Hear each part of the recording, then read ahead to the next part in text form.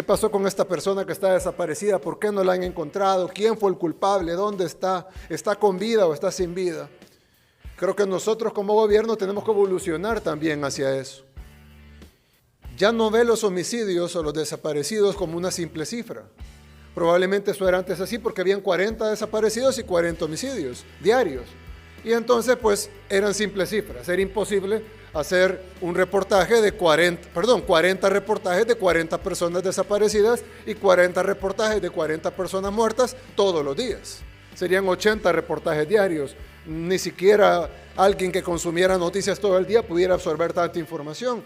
Los seres humanos tendemos a que cuando las cifras son muy grandes, las vemos como cifras, pero cuando las cifras son pequeñas, ya vemos la realidad, que en cada cifra hay un ser humano detrás, y en cada cifra hay una familia doliente detrás. ¿Quién asesinó a esa persona? ¿Quiénes son los sospechosos? Hacer perfiles, hacer una investigación concienzuda.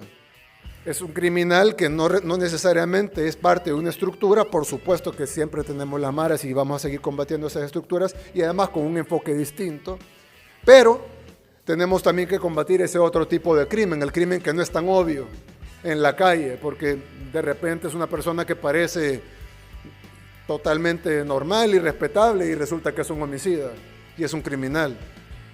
En los últimos días, como hemos visto, han habido muchos reportes de personas desaparecidas, personas asesinadas. Yo no estoy ajeno a esa cantidad de reportes, también me llegan, también los veo, y en los medios, en las redes, etcétera, y pedí un reporte especial de qué es lo que estaba pasando. Lo que me sorprendió fue de que, a pesar de todos estos casos emblemáticos que hemos estado viendo en estos últimos días, los homicidios han continuado bajando, comparado con el año pasado y comparado mucho más con el antepasado y así sucesivamente. Entonces pedí un reporte de desapariciones. Y las desapariciones también han estado bajando. Este año comparado con el anterior, poco, pero ha bajado. Y el anterior comparado con el 2019, pues muchísimo más.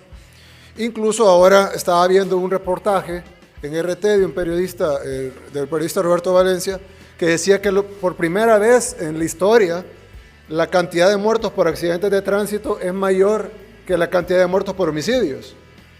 Y, como siempre, los homicidios se comportan de una manera parecida a los desaparecidos. Es decir, a medida bajan las denuncias de homicidios, contrario a la creencia popular, no suben las denuncias de desaparecidos, sino que también bajan. Y es la única forma que podemos saber más o menos cuántas personas se reportan como desaparecidas. De esa cantidad de personas desaparecidas, hay un porcentaje que se encuentra con vida, un porcentaje muy pequeño, que es el 4% de los que se reportan que se encuentran sin vida, y luego hay un porcentaje grande, aún grande, de un 40 o 50% que no se encuentran. Uno pudiera asumir que algunas de esas personas están sin vida o que se fueron del país o que simplemente, pasó alguna otra razón por la cual no se pueden encontrar. Eso ha sido un comportamiento histórico en el país, es decir, siempre se ha medido de la misma manera y las mediciones que se presentan ahora no son nuevas. Por ejemplo, el tema de los homicidios está homologado entre no únicamente la PNC, que pertenece al Ejecutivo, sino también con Medicina Legal, que es del órgano judicial, y con la Fiscalía, que pues es un ente independiente del Ejecutivo. Y son, digamos, ese dato país, y es un dato bastante certero que incluso se ajusta. Por ejemplo, nosotros reportamos un número de homicidios en febrero, pero ahora la mesa técnica lo homologó y subió un poco el dato país, porque se cruzan los datos que tiene la policía con los datos que tiene la fiscalía, con los datos de medicina legal, y las pequeñas discrepancias se ajustan y se publican de esa manera, ya ajustadas. Entonces, lo que hemos visto es de que la sociedad salvadoreña, en la cual nos incluimos todos, ya no ve los homicidios o los desaparecidos como una simple cifra. Probablemente eso era antes así porque habían 40 desaparecidos y 40 homicidios diarios. Y entonces pues eran simples cifras. Era imposible hacer un reportaje de 40 reportajes de 40 personas desaparecidas y 40 reportajes de 40 personas muertas todos los días. Serían 80 reportajes diarios.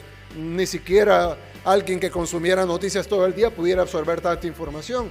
los seres humanos tendemos a que cuando las cifras son muy grandes, las vemos como cifras, pero cuando las cifras son pequeñas, ya ya vemos la realidad, que en cada cifra hay un ser humano detrás, y en cada cifra hay una familia doliente detrás.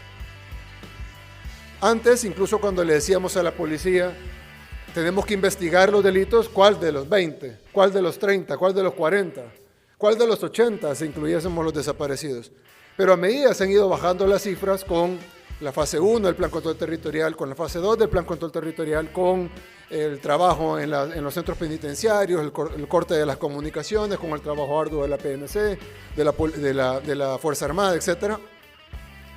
Y los resultados que hemos tenido son históricos, como decía este periodista, por primera vez en la historia los números de muertos por accidentes de tránsito son mayores que los muertos por homicidios en un país donde hace unos años era la capital mundial de los homicidios.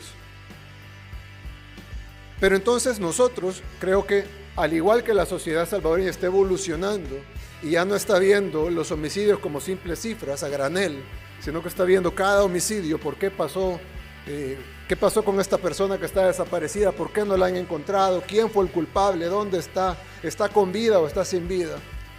Creo que nosotros como gobierno tenemos que evolucionar también hacia eso. Y eso es lo que vamos a hacer. De ahora en adelante, ya que el número ha bajado, vamos a investigar cada caso. Siempre se ha investigado, siempre se ha abierto un expediente, pero es imposible tanto para la Fiscalía como para la Policía investigar 30, 40 homicidios diarios, porque en lo que están levantando 30 expedientes, el día siguiente vienen otros 30 expedientes. Amén de los desaparecidos, que son otro número de expedientes. Y de los otros delitos violentos, violaciones, asaltos, extorsiones, etcétera, etcétera, etcétera.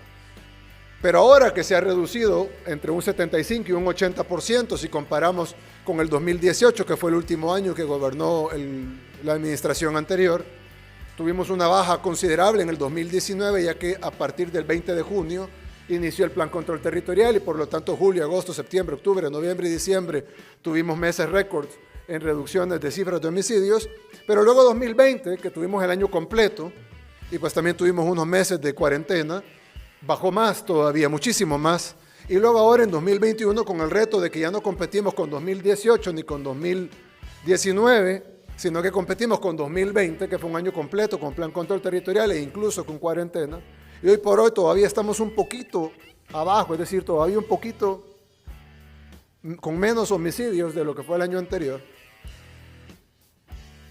Tenemos que no cambiar de estrategia en el sentido de mantener lo que ha logrado esta reducción del 80% en los homicidios, pero sí empezar una nueva estrategia que nos permita reducir el otro 20%, porque reducir el primer 80% puede funcionar con presencia policial, patrullajes, apoyo de la Fuerza Armada, más elementos de la policía y de la Fuerza Armada que se han incorporado no solo al Plan Control Territorial, sino en general a las filas, el corte de las comunicaciones en las cárceles, etcétera, la implementación de estrategias de inteligencia para poder reducir estos delitos. Pero ahora entramos en una etapa en donde, como ustedes han visto en los últimos casos de homicidios o intentos de homicidios, tuvimos el caso de un intento que parecía un secuestro y que terminó siendo un intento de homicidio, en donde una persona hirió a otra en el brazo. Gracias a Dios está con vida. La persona pues fue una herida grave porque era en el brazo, pero no de muerte, no fatal. Tenemos el caso de Flor, por ejemplo, que está desaparecida desde hace días, y otros tantos que igual están desaparecidos. Y todos los días la policía está generando reportes de inteligencia de dónde está la persona, quiénes pueden ser los sospechosos en caso hubiese pasado algo. Ya no podemos ver, ok, hay 30 homicidios y 30 desaparecidos, sino que ahora, hubo 3 homicidios, ¿cuáles fueron esos 3 homicidios? ¿Quiénes son esas personas que asesinaron? ¿Cuáles son los sospechosos? ¿Cuáles son las pruebas? Y por ende necesitamos una nueva visión. Ya estamos terminando, ustedes lo vieron, el Centro de Investigación Forense, en donde vamos a tener ADN, AFIS balístico, AFIS criminalístico, etcétera, en donde si encontramos una hebra de cabello, o encontramos un pedazo de uña, o encontramos un pedazo de piel, o encontramos una gota de sangre, vamos a poder saber de quién es con con todo el sistema de ADN que vamos a tener, no solo base de datos, sino los aparatos necesarios y la experticia en el personal que tenemos ahí adentro. Aparte de eso, si un casquillo de bala, pues vamos a saber de qué pistola vino, quién es el dueño de esa pistola o quién era, y por lo tanto podemos ir buscando la línea no solo de quién era, sino que a quién se la vendió, o se le entrevista a esta persona y esta persona dice, no, a mí me robaron esa pistola en tal lugar, tenemos cámaras en ese lugar, etcétera. Ir buscando, como en los países del primer mundo, quién asesinó a esa persona, quiénes son los sospechosos, hacer perfiles, hacer una investigación concienzuda. Como ustedes saben, hemos tenido excelentes resultados y esto ha sido conducido por varias personas, depende del área. El director Arriaza ha hecho un gran trabajo, el ministro Merino ha hecho un gran trabajo, el ministro Rivas ha hecho un gran trabajo en el Ministerio de Seguridad. Pero ahora es hora de una nueva visión, es hora de una nueva visión en donde podamos ver ya no solo bajar el total de la cifra de homicidios, sino encontrar a los 3 homicidas que generaron esas 3 personas fallecidas. Y por lo tanto, uno de los anuncios que quería hacer es que Gustavo Villatoro, quien ha sido abogado, penalista, ha sido fiscal por varios años, esa es su carrera, su vocación, es encontrar a los delincuentes, es encontrar las pruebas y poder llevarlo más allá de la duda razonable para poder condenar a estas personas y que pasen el resto de sus vidas en la cárcel por asesinar salvadoreños, será el nuevo ministro de Seguridad. Entonces,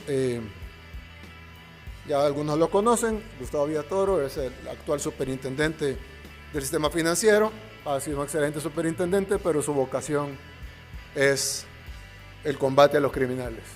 Así que estoy seguro que en esta nueva visión de la seguridad de nuestro país, la cual vamos a mantener lo que redujo el 80%, pero tenemos que cambiar la visión y modificar un poco y evolucionar si queremos combatir ese 20%, que no siempre es como antes, que casi una totalidad era el accionar de las pandillas.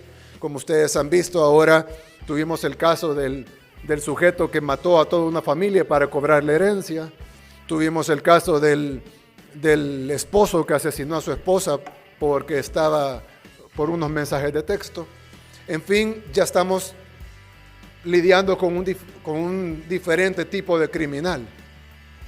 Es un criminal que no necesariamente es parte de una estructura, por supuesto que siempre tenemos las maras y vamos a seguir combatiendo esas estructuras y además con un enfoque distinto, pero tenemos también que combatir ese otro tipo de crimen, el crimen que no es tan obvio en la calle, porque de repente es una persona que parece totalmente normal y respetable y resulta que es un homicida y es un criminal. Entonces, para encontrar ese tipo de personas tenemos que modificar la visión de la seguridad en nuestro país, manteniendo lo bueno, pero evolucionando para combatir ese 20% que queda por combatir. Así que vamos a pasar a la juramentación del nuevo ministro de Seguridad Pública.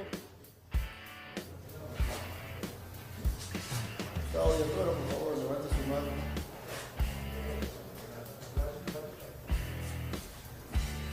Protestáis bajo vuestra palabra de honor, ser fiel a la República, cumplir y hacer cumplir la Constitución, prometiendo además el exacto cumplimiento de los deberes que el cargo os impone.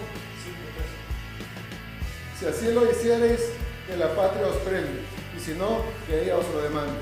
Quedáis debidamente juramentados como ministro de Justicia y Seguridad Pública.